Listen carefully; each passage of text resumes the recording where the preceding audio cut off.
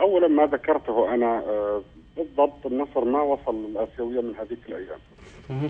فاول سنه ندخل فيها الاسيويه السنه حبينا نكرم الاداره السابقه الاداره الذهبيه، اداره الامير فيصل بن عبد الرحمن. نعم. اللي اهلتنا لكاس العالم، والنجوم اللي كانوا موجودين في هذيك الايام ليحفزوا لاعبينا اللي موجودين الان على الجهد الكبير اللي ان شاء الله اللي بيبذلونه في الاسيويه للوصول الى النهائيات ان شاء الله، دور 16 والثمانيه باذن الله.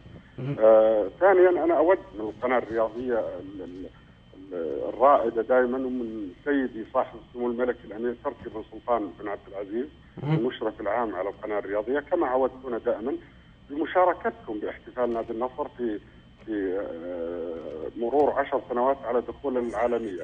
طبعا انتم احتفلتوا بانديه كثيره، فبالعكس تشاركونا، هذا شيء وطني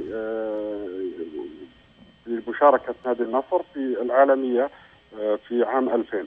فدائما انتم رواد الوطنيه، فالحمد لله نود انكم تشاركونا في هالموضوع. احنا بنبادر سمو الامير، هذه قناه الوطن، سنبادركم، يعني ما يحتاج تقول، احنا سنبادركم بالطلب ونرجو ونتمنى ان تقبلوا الطلب، هذا شيء.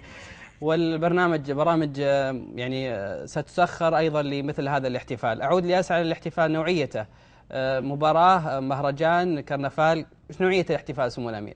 مع الاداره السابقه ان شاء الله، وابدا كل شيء في الوقت المحدد ان شاء الله بنعلن عنه ان شاء الله. قبل مشاركه الفريق اسيويا؟ ان شاء الله قبله. لكن سمو الامير ما بيكلف خزينه النادي يعني فلوس الفريق يعني احوج فيها بان الفريق يمر بازمه ماليه؟ لا بتكون في مبادرات من اعضاء الشرف، وان شاء الله الشريك الاستراتيجي موجود معنا بنتكلم معهم. طيب سمو الامير، تقدمتوا احتجاج على مشاركه ليونغ؟ والله الى الان نبحث في الموضوع لانه ما هي واضحه المساله بالنسبه لنا، لكن يعني بنشوف مع القانونيين اللي عندنا في النادي وبنحدد يعني.